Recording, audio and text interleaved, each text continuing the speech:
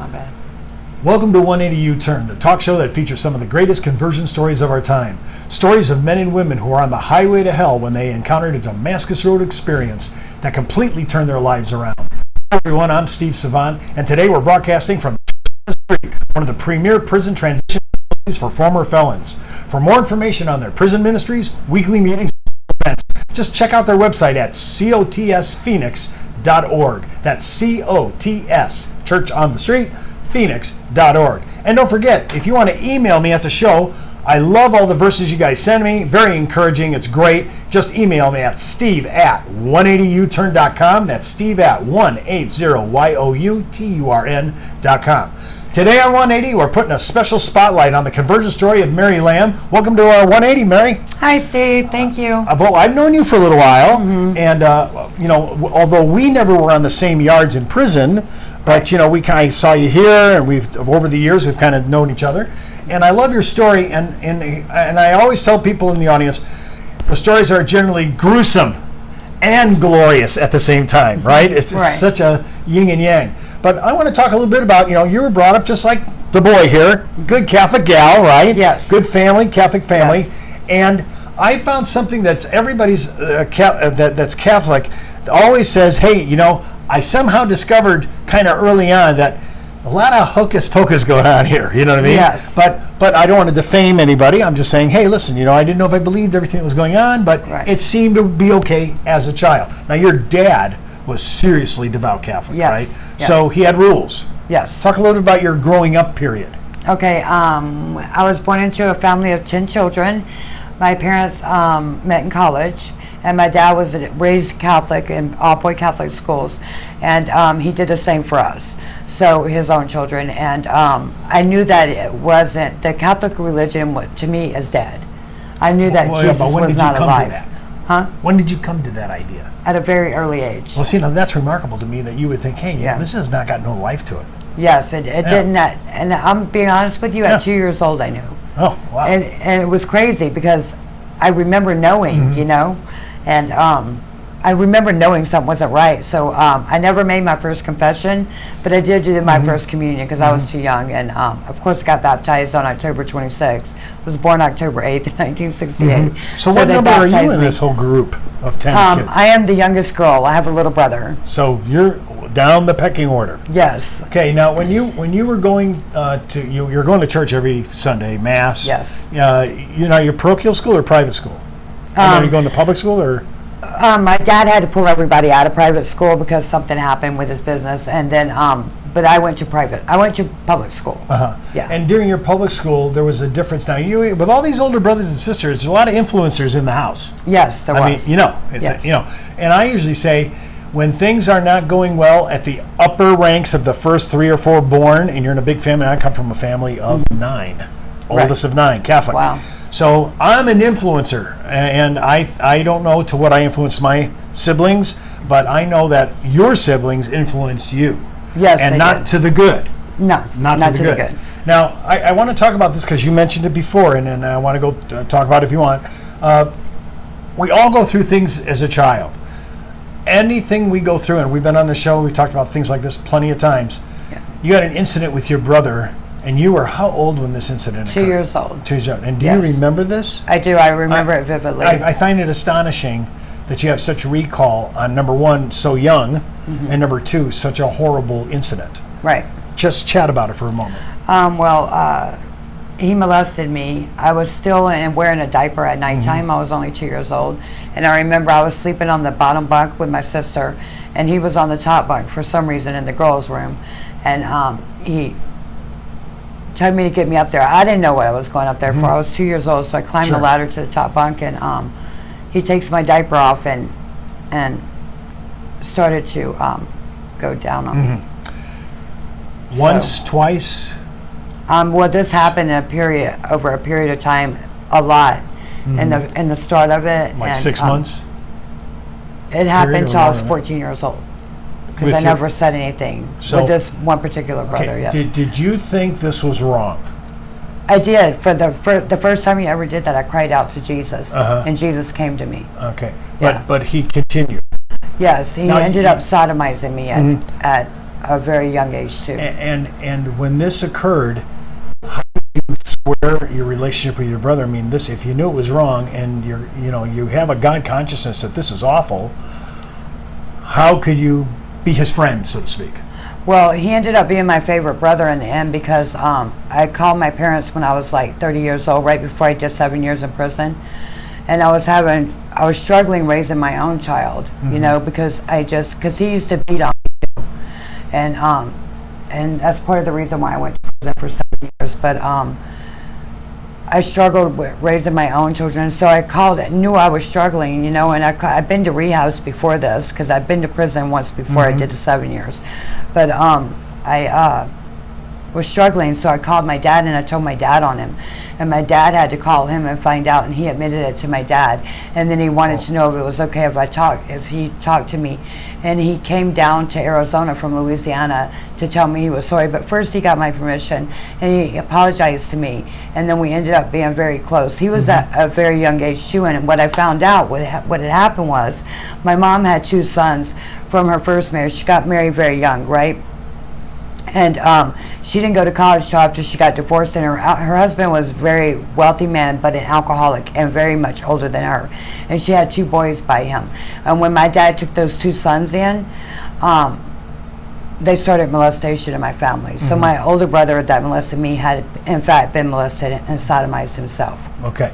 So a lot of this is perpetuated by other people and acts. One person does it, by my find 2 out. half-brothers, yes. Yeah, it's just it's a pattern here. That's where everything started, and that's where he started hitting on me, and because it went down the line in my family.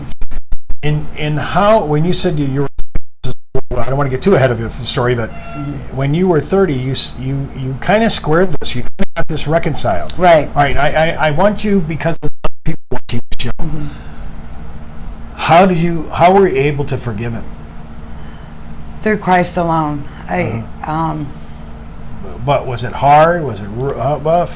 When he told me he was sorry like he did, and he actually admitted it and didn't deny it to my dad and my family, and then everything came out.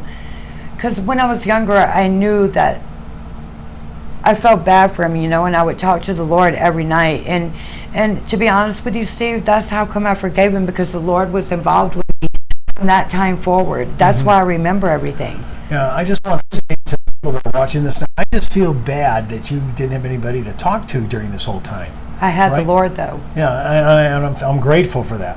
It's just that it just seems it's so hard as a young gal, a little gal, to overcome things like this. You know, and to get to the point where you can't even I have many people that tell me these stories and tell me, Mom didn't believe me, Dad didn't believe me, I was left alone in my room. What am I supposed to do? Right. Okay. So now when you started, it's not just this innocence, which is terrible. It set a tone in your mind for what is love, what is affection, all this. But they were giving you weed at 6. Yes, right? What's with they that? thought it was funny. They used to put my mom's cats in a grocery bag when they were just paper bags before the plastic bags came out, and they grew up in the 70s. They were teenagers in the 70s, and weed was big that time. I remember they were called back then, and then they thought it was funny to get us high, my little brother and I. So, but I really loved it. So you thought, hey, this is not only funny for them, but I actually like doing this. I'm having fun. Yeah. Yes, I can get out of my head. Well, I'm just trying to think of a 6-year-old getting high on weed and being protected. Yeah. Nobody knows about this because their older brothers are actually doing this. Yes. And they think this is pretty fun. But did you have any paranoia when you started doing it at that age? See, now that's unique. I think that's really unique. I'm thinking about the time, where you're, again, influencers, when you got to 8. All your older brothers, they're all smoking cigarettes, right? Yes. So you started in on the, you want to try this at 8. My sister older than me, there's 4 years difference between the older siblings and my little brother and I. So, and whereas with them, except for my 2 oldest half brothers, there's no difference but more than a year and a half. And then my little brother and I are 2 years apart. But between us and the older kids, there's 4 years. We're 4 years apart. But at 8, my sister, 4 years older than me, started me smoking cigarettes. Yeah, see, to me, again, I go back to this issue of influencers. She thought it was normal. Well, know? I totally get that. If Yeah. you don't know the Lord, this all looks like Right, normal. right. I mean, I totally get that. You know, to have the type of background, by the time you hit 14, you're doing marijuana, you're smoking cigarettes, and you're drinking, kind of, right, on the Yes, side. Yeah. yes. So and then Tried acid for the first time at 14. I can't even get seed. Yeah. That's silly. I mean, in my day, I'm a little older than you, so we weren't doing that yet. You know, Right. And this is why I go back to this thing about this generation. Everything's happening at a younger age. The dope is heavier. The relationships are there. You're having sex at way too early. All those things. That's for me. Go ahead, That's just for turn me. it off. Yeah. Okay. That's okay. We'll just Sorry about sometimes that. we forget to turn things off. But at 14 now, you're being introduced to another influencer. You met a gal who became your close friend. Yes, Liz. Yeah, and she really introduced you to a whole nother level of devils. Right? And her father was a sergeant in the Baton Rouge Police Department. Oh my gosh. Yeah, and we were smoking weed inside of her house. Home. So you were spraying it to keep the smoke out? Or Yeah, we were making fun of things about it. You know, her friend across the street was our friend, one of our best friends. Now she was a pretty promiscuous gal at 14. Yes. She was knows an all the only child. boys. And Yes. she's doing whatever. All the older boys. And experimenting with new drugs, right? Yes. At that time, it was new to you, new to her, Yes, right? yes. And everything's okay. And again, for you, Yes. this didn't seem to be abnormal. It just seems like this is the way life is. Right. Yeah, I find that I object to that. So Yeah. I'm just. I knew it was wrong, but Uh-huh.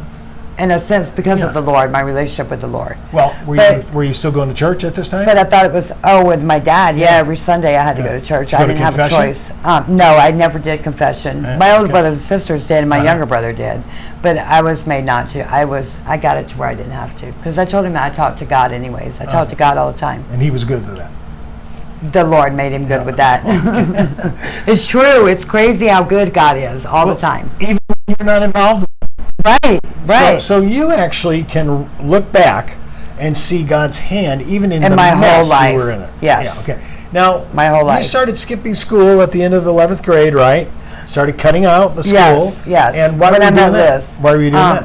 Liz and I were going and getting high, going to parties during school time, During and school. having sex with guys. Uh-huh. You know, that's what we started. Yeah, during school time. Yeah. Did you ever worry about Doing drugs. getting pregnant? Did you ever worry about getting a STD? No, my parents got me on the pill when I was 14 years old. They did. Yes, because my oldest sister got pregnant at 16. So they're just doing preventative medicine here. Yeah, which my dad would totally strongly disagree with. So my mom did it behind his back. Oh, so he didn't know. Yeah, right. Well, right. I'll give Right. no devout Catholic back in the day would have been doing Yeah. that. No. Oh, no. All right, so you started to, but you started getting in trouble with drugs too. I mean, you're Yes. into it now. So it's beyond recreational. We're not having fun any longer. Right. I need to do it. What are you doing at this time? I ended up dealing drugs. I ended up dealing marijuana at Mm-hmm. the time, and I got expelled from school for it. I know, but you went to rehab for one reason. Yes. And it wasn't weed. So what was it? Cocaine. Cocaine. Yes. Now, are you smoking it, snorting it? What are you doing? I was selling it. Oh, and- but you're not doing it.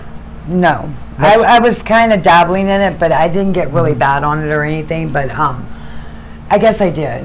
I did get really bad on it. But yes, I was doing. Well, did you go to rehab? Yes, I went to rehab. At what age was that? Your Oh, and first one? then I learned how to. But that was after rehab. Right. That I got with this older man. Okay, so when you first got involved in all this, your guidance counselor, sounds like a godsend, She was. trying to help you. She was saved. She was trying to help you, and Yes. you could see it, right? Yes. I so Yes. wish you would have just picked up on that. Me right? too. Me too. I mean, she seemed like she was really trying Yes. to extend a lifeline to you. And Yeah. she did actually extend a lifeline to me. It just happened to be after, that she did leave a lifeline for me. Now, when she took you to a retreat on the weekend, right? It was an AA. Yes, it was Retreat. an AA retreat. Yes, Yeah, it I mean, was. of course, your issue was kind of alcohol, but it was more the dope, but same premise, right? Right, Same right, thing. right, yeah. So she took you there, and why do you think on the way home from this thing, you felt so emotional? You were sobbing in the I back had a seat of the spiritual car. awakening because they were praying for me during Uh-huh. the whole retreat. And how did that affect you? It changed my life. I wanted to get better. I wanted to be better. I wanted to I wanted everything to change, but I just couldn't do it at the time, Steve. I was going through too much emotional trauma that had happened to me up until the age of 14, when my brother actually raped me, actually had actual intercourse with me. Yeah, so.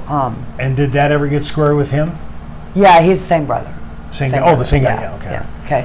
All right. But, these are tragedies for anybody to undergo, much less a young girl. And I do object to this kind of stuff. I think it's awful that they have to experience it, remember it, relive it, and then all we do is hand it down to our kids. We do hand the same hassles, the same issues.